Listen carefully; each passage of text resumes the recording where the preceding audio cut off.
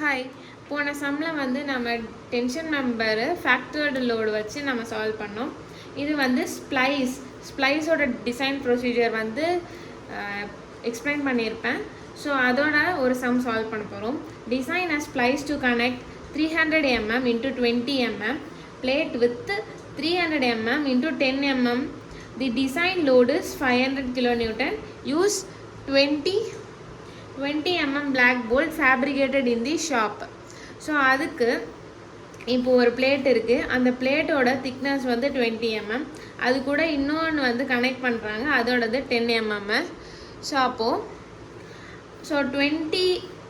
So அப்போது difference இருக்கா? So இது கூட பாதி வச்சு நம்மளால் வந்து வெல்ட் பண்ண முடியாது.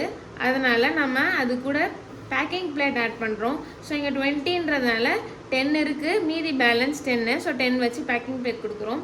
ஸோ கொஷனில் அடுத்தது TU கொடுத்துருக்காங்க 500 kN. அடுத்தது D வந்து 20 mm கொடுத்துருக்காங்க.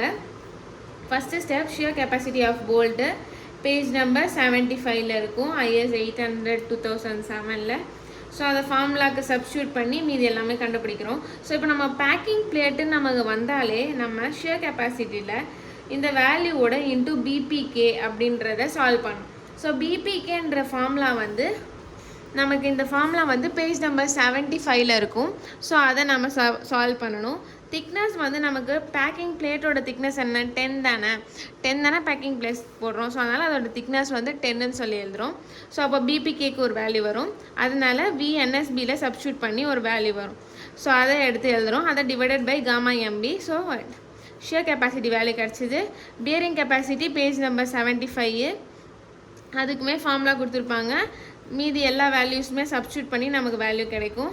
So KB edge value pitch value கொடுக்காதனால நம்ம வந்து ஃபார்முலாவில் போட்டு சப்ஸ்டியூட் பண்ணி எட்ஜ் வேல்யூ 35ஆகவும் பிச் வேல்யூ 60ஆகவும் எடுத்துருக்கோம். நெக்ஸ்ட் வந்து கேபியில் சப்ஸ்டியூட் பண்ணி எது லீஸ்ட்டாக இருக்கோ அதை எடுத்துக்கிறோம். 0.53 தான் இருக்கிறதுல எனக்கு லீஸ்ட்டு. ஸோ நெக்ஸ்ட் வந்து கேபி இருக்கிற இடத்துல அந்த சப்ஸ்டியூட் பண்ணுறோம். VNPBயில் சப்ஸ்டியூட் பண்ணி நமக்கு வேல்யூ கிடைக்குது. அதை டிவைடட் பை காமா எம்பியோட டிவைட் பண்ணுறோம். ஸோ எனக்கு 86.89 வருது. ஸோ போல்ட் வேல்யூவில் ஒன்று 89 வந்திருக்கு, இன்னொன்று 86 வந்திருக்கு. ஸோ அப்போ 86 தான் எனக்கு bolt value. So number of போல்ட்டுக்கு force divided by bolt value. Force வந்து எனக்கு கொஷனில் 500 கொடுத்தாங்க, டிவைடட் பை போல்ட் வேல்யூ நமக்கு எது லீஸ்ட்டாக இருக்குது 86.92. ஸோ அதனால் டிவைட் பண்ணும்போது 5.7 வருது. நம்ம ரவுண்டாக 6ன்னு எடுத்துக்கலாம். இதோட டயக்ராம் எப்படி வரும்னா, இங்கே ஒரு பிளேட்டு, இந்த இடத்துல இன்னொரு பிளேட் கனெக்ட் பண்ணுறாங்க. இதோட திக்னஸ் 20, இதோட திக்னஸ் 10. மேலே கவர் பிளேட் 10 mm கொடுத்துருக்காங்க. ஸோ மேலேயும் கீழேயும் கவர் பிளேட் வச்சு நம்ம போல்ட் பண்ணுறோம். அந்த போல்ட்டில் 6ன்றாங்க. ஒரு பிளேட்டில் மொத்தமாக 6 இருக்கணும். ஸோ அப்போது எட்ஜ் டிஸ்டன்ஸ் ஒரு போல்ட்டுக்கு நம்ம எட்ஜ் வேல்யூ 35ன்னு கண்டுபிடிச்சோம். போல்ட்டு 2 போல்ட்டுக்கும் நடுவில் இருக்கிற டிஸ்டன்ஸ் வந்து நம்ம 16ன்னு கண்டுபிடிச்சோம். ஸோ நெக்ஸ்ட் வந்து இது வந்து அதோட பிரெத்து 300 mm கொஷனில் கொடுத்துருக்காங்கல்ல. ஸோ அதனால் 300 mm அதோட பிரெத்து.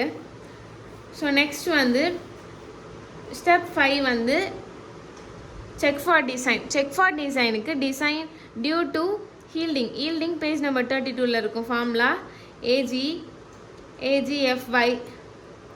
ஸோ AG வேல்யூ வந்து 300. அதாவது ஏஜியோட ஃபார்முலா வந்து பிரெத் இன்ட்டு திக்னஸ். ஸோ பிரெத்தோட வேல்யூ 300, திக்னஸோட வேல்யூ வந்து 10.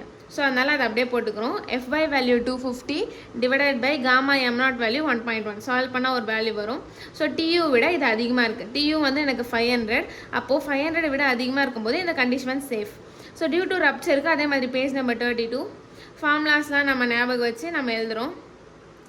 சால்வ் பண்ணிட்டதுக்கப்புறம் எனக்கு பேஜ் நம்பர் 32ல் இந்த ஃபார்முலா இருக்கும் TDN. ஸோ அதை சப்ஸ்டியூட் பண்ணுறோம் மீதி எல்லா வேல்யூமே. அடுத்தது வந்து ஸோ சால்வ் பண்ணும்போது TDN 690 வருது. TU வேல்யூ 500 விட அதிகமாக இருக்குது. ஸோ அதனால் இதுவுமே safe. Due to block shear. So இது பேஜ் நம்பர் 33ல் இருக்கும். அதோட ஃபார்முலா இந்த 4 வேல்யூமே நம்ம ஞாபகம் வச்சுக்கணும் இந்த ஃபார்முலா. ஸோ நெக்ஸ்ட் வந்து ஸோ அதுக்கு 2 கண்டிஷன் கொடுத்துருக்காங்க. ஸோ TDB = இந்த கண்டிஷன் கொடுத்து அந்த கண்டிஷனை சாட்டிஸ்ஃபை பண்ணுறோம். நெக்ஸ்ட் வந்து இன்னொரு கண்டிஷன் கொடுத்துருப்பாங்க. டிடிபிலேயே 2 கண்டிஷன் இருக்கும். அது ரெண்டுத்தில் எது லீஸ்ட்டாக இருக்கோ அதெல்லாம் எடுத்துக்கும். அந்த கண்டிஷனில் சால்வ் பண்ணுறோம். எல்லாத்தையுமே சப்ஸ்டியூட் பண்ணி சால்வ் பண்ணி எனக்கு வேல்யூ வரும். டிடிபி வேல்யூ 839 ஒன்று வந்திருக்கு, இன்னொன்று வந்து 923 வந்திருக்கு. ஸோ அப்போ நம்ம என்ன எடுக்கலாம், 839 எடுத்துக்கலாம். லீஸ்ட் 839, 500 அது அதிகமாக இருக்குது. ஸோ அதனால் டிடிபி வந்து டியூவை விட அதிகமாக இருக்கிறதுனால இதுவுமே சேஃப். ஸோ இது இவ்வளோ தான் இந்த சம். தேங்க்யூ.